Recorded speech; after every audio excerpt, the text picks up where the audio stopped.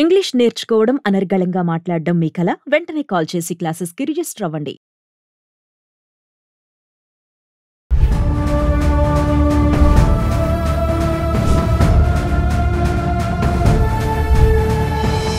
Hello weavers, welcome back to Suman TV. Nalgonda Miryalaguda SC ST court సంచలన తీర్పు ఇచ్చింది అనుకోవచ్చు. ప్రేమికులపై దాడి చేస్తే ఎలా ఉంటుందనేది ఈ జడ్జిమెంట్ ఒక ఉదాహరణ అవుతుందా? మరి దీనిపై మాట్లాడడానికి మనతో పాటు ఉన్నారు రిటైర్డ్ ఐపీఎస్ ఆఫీసర్ రెడ్డన్న గారు. సార్తో మాట్లాడదాం. నమస్తే సార్. నమస్కారం అమ్మ. సార్, మరి నల్గొండ మిర్యాలగూడ కేసు ఒకప్పుడు సెన్సేషనల్. ఇది అమృత ప్రణయ్ మరి కులాంతర వివాహం చేసుకున్నారని చెప్పేసి ఒక సుపారీ గ్యాంగ్ ద్వారా తండ్రి ప్రణయ్ని చంపించడం మన అందరికీ తెలిసిన విషయమే. మరి ఈరోజు తీర్పు వచ్చింది. 2018 సెప్టెంబర్ 14 జరిగినటువంటి సంఘటన. మరి తీర్పుని ఎలా చూడొచ్చు? ఈ సింగిల్ ఎస్సీ ఎస్టీ కోర్టు దీనికోసమే కేటాయించిన కోర్టు అయినా కూడా దాదాపు 8 సంవత్సరాలు పెట్టినట్టే. సో ఏది ఏమైనా జడ్జిమెంట్ బాగా వచ్చింది, వెరీ గుడ్ జడ్జిమెంట్. ఎందుకంటే దాదాపు దీంట్లో ఏవన్నా ఎవరైతే ఒకటే కుమార్తె ఆయనకు అమృత ఒకటే కుమార్తె. ఈ మారుతీరావు బాగా బిజినెస్ మ్యాను, బాగా డబ్బులు ఉన్న వ్యక్తి. సో ఈ ప్రణయ్ ఎవరైతే ఉన్నారో వాళ్ళ ఇంటికి వస్తూ పోతూ ఉండి ఈ అమ్మాయిని లవ్ చేశాడు, తర్వాత ప్రేమించారు, పెళ్లి చేసుకున్నారు. దానికి వాళ్ళ ఫాదర్ తిరస్కరిస్తే కూడా అమ్మాయి ఇంట్లో నుంచి పోయి పెళ్లి చేసుకుంది, అక్కడే ఉంటుంది. సో ఆ అమ్మాయి గర్భవతిగా ఉన్నప్పుడు ఈ మారుతీరావు ఆ శర్మని హైర్ చేసి, సుపారీ గ్యాంగ్గా హైర్ చేసి ఆయన్ని చంపేపించాడు. చంపేపిస్తే సంచలనమైన కేసు అయింది. దీంట్లో ఇన్వెస్టిగేషన్ బాగా జరిగింది. ఇన్వెస్టిగేషన్ చేసి దాదాపు 1600-1700 పేజీల ఛార్జ్షీట్ని దాఖలు చేశారు కోర్టులో. అందులో చాలామంది ఏమనుకున్నారంటే A1 మారుతీరావు ఆయన చనిపోయాడు కదా, మారుతీరావు చనిపోయాడు కాబట్టి ఇంకా కేసు అంత పకడ్బందీగా ఉండదు అనేటువంటిది ఒక నిర్ణయానికి కూడా వచ్చారు కొందరు. ఏది ఏమైనా విట్నెస్లందరూ పకడ్బందీగా చెప్పడం, నిజంగానే అక్కడ ప్రణయ్ను చంపుతూ ఉండగా చూసిన విట్నెసెస్ PW1, PW2, PW3 మిగతా వాళ్ళు కూడా చాలా పకడ్బందీగా కేసులో విట్నెస్ ఇవ్వడం. దానివల్ల ఎవరైతే A2 ఉన్నాడో, A2 హైర్డ్ అసాసిన్ శర్మ, ఆయనకు ఉరిశిక్ష రావడం. అదేవిధంగా A3 to A8 అందరికి కూడా యావజ్జీవ కారాగార శిక్ష రావడం నిజంగానే గొప్ప విషయం చాలా. ఎందుకంటే ఈ కులాంతర వివాహాలు, మతాంతర వివాహాలు చేసుకున్నారనేటువంటి కక్షతో ఈ మధ్యకాలంలో మన నల్గొండ జిల్లాలోనే ఇంకొకటి జరిగింది.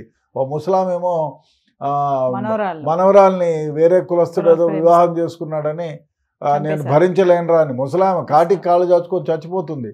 మనవరాలు ఈ విధంగా చేసిందని కొడుకుని మనవణ్ణి ప్రేరేపిస్తే వాళ్ళు వెళ్ళి చంపేయడం జరిగింది మొన్ననే. సో బహుశా ఈ మర్డర్ జడ్జిమెంట్ ఇంకొక 4 నెలలకు ముందు వచ్చి ఉంటే బహుశా దీనిపై వాళ్ళపైన కూడా ఎఫెక్ట్ ఉండేదేమో. ఏది ఏమైనా ఒక ప్రాణిని హతమార్చారు వాళ్ళు. సో ఇటువంటి కేసులకి ఇది కనువిప్పుగానే ఉంటుంది. ఎందుకంటే A2కు మరణ శిక్ష విధించారు, మిగతా వాళ్లకు 6 మందికి కూడా యావజ్జీవ కారాగార శిక్ష విధించారు. పోలీసులు పకడ్బందీగా ఛార్జ్షీట్ వేసి ఇన్వెస్టిగేషన్ చేసి, అతి ముఖ్యంగా విట్నెసెస్ ఎవరైతే ఉన్నారో వాళ్ళు వెనక్కి తగ్గకుండా బాగా నీట్గా చేశారు. ఆర్గ్యుమెంట్స్ కూడా PP వాళ్ళు బాగా ఆర్గ్యూ చేశారు. అందువల్ల A2కి మరణశిక్ష, మిగతా వాళ్ళకేమో యావజ్జీవ కారాగార శిక్ష విధించారు. ఏది ఏమైనా ఇటువంటి చర్యలు మళ్ళీ పునరావృతం కాకుండా ఉండడానికి ఈ జడ్జిమెంట్ ఒక ప్రాతిపదికగా నిలుస్తుంది. అదేవిధంగా ఇది ఒక కనువిప్పుగా ఉంటుంది. ఇటువంటి చర్యలకు పాల్పడే వాళ్ళు డెఫినెట్గా మనము జైలు పాలవుతాం, లేకపోతే ఉరిశిక్ష పడుతుంది అని ఆలోచన చేసుకోవాల్సి ఉంటుంది. అంటే కొంతమంది అంటున్నారు సరే, మిగిలిన వాళ్ళకు కూడా A3 నుంచి A8 వరకు ఉన్న వాళ్ళకి ఎందుకు లైఫ్ లాంగ్ వేశారు, వాళ్ళకు కూడా ఉరిశిక్ష వేయొచ్చు కదా, వాళ్ళు కూడా పాల్గొన్నారు కదా ఇందులో, ఈ క్రైమ్లో అనేది కొంతమంది వాదన. క్రైమ్లో పాల్గొని ఉండొచ్చు, దాంట్లో ఇదేం లేదు. క్రైమ్లో అంటే sensitivity, gravity of the case చూస్తారు జ్యుడిషియరీ జడ్జి గారు.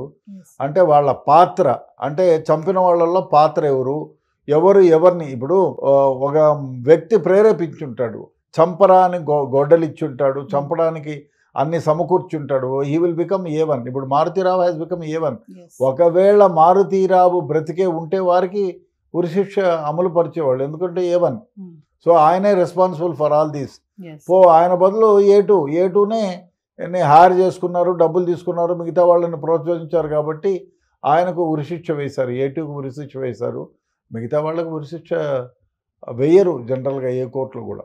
ఉరిశిక్ష అంటున్నారు కదా సార్, ఇది ఎప్పటి వరకు అమలు అవుతుంది అంటే ఏం చెప్తారు సార్? చెప్పలేము. కసబ్ లాంటి వాడికే ఒకే కోర్టు దేశమంతా మొత్తం దానిపైన కాన్సన్ట్రేట్ చేసిన కేసు, అట్లాంటి కేసులోనే చాలా సంవత్సరాలు పట్టింది. ఎందుకంటే బిగ్ ప్రాసెస్ అండి. ఎందుకంటే మళ్ళీ ఇప్పుడు ఇదైన తర్వాత ఇప్పుడు ఉరిశిక్ష విధించితే వాళ్ళకు హైకోర్టులో ఉంటుంది, హైకోర్టులో ఫుల్ బెంచ్కి సింగిల్ జడ్జికి పోతుంది. అక్కడ ఇప్పుడు మళ్ళీ ఫైల్ కోర్ట్ రికార్డ్స్ అంతా హైకోర్టుకి వెళ్ళాలి. హైకోర్టులో మళ్ళీ ఫైల్ అయిన తర్వాత ఆర్గ్యుమెంట్స్ జరుగుతాయి. ఆర్గ్యుమెంట్స్ అయిన తర్వాత జడ్జిమెంట్, దీనికి 1 సంవత్సరమో ఎంతో పడుతుంది. తర్వాత వాళ్ళు ఫుల్ బెంచ్కి చేసుకుంటే ఫుల్ బెంచ్లో కూడా ఆర్గ్యుమెంట్స్ జరుగుతాయి. దాంట్లో ఇంకా ఇన్వెస్టిగేషన్లో లోటుపాట్లన్నీ జ్యుడిషియరీ చూస్తుంది, హైకోర్టు వాళ్ళు జడ్జెస్ చూస్తారు, ఏమైనా తప్పులు జరిగాయా అదన్నీ చూసిన తర్వాత మళ్ళీ ఉరిశిక్ష వేయాలా వద్దా అని మళ్ళీ సమీకరిస్తారు. ఆ ఉరిశిక్ష సమంజసమే అనుకుంటే వేస్తారు, లేదు దాన్ని కూడా యావజ్జీవ కారాగార శిక్షగా మార్చవచ్చు, చెప్పలేము. అంటే ఈ మధ్యలో ఆ ఉరిశిక్ష వేయబడిన A2కి బెయిల్ వచ్చే ఛాన్సెస్ కూడా ఉంటాయా సార్? బెయిల్ అంటే బెయిల్ కాదు, పెరోల్ వస్తారు, పెరోల్ ఇస్తారు. అంటే 1 రోజు 2 రోజులు వాళ్ళ తల్లి తండ్రి చనిపోయింది అనుకో, అక్కడికి ఆ పెరోల్లో అంటే పోలీస్ ఎస్కార్ట్లో అక్కడికి వెళ్ళి వాళ్ళ అటువంటి ఇవన్నీ చూసుకోవడానికి వస్తారు. ఇప్పుడు ఎవరైతే యావజ్జీవ కారాగార శిక్ష పడిందో వాళ్ళకు బెయిల్ కూడా తీసుకోవచ్చు. ఎందుకంటే మళ్ళీ ఇంకో కోర్టులో హైకోర్టులో వేస్తారు కదా, ఆ టైంలో కూడా బెయిల్కి అప్లై చేసి తీసుకోవచ్చు. అంటే లైఫ్ లాంగ్ వేసిన వాళ్ళు కూడా బయటకు వచ్చే ఛాన్సెస్ ఉంది, బయటకు వస్తారు, మాట్లాడచ్చు, చేయొచ్చు, పెరోల్ పైన రావచ్చు, అది లేదు. అంటే ఈ జడ్జిమెంట్ ద్వారా సార్ అమృతకి న్యాయం జరిగిందని అనుకోవచ్చు అంటారా?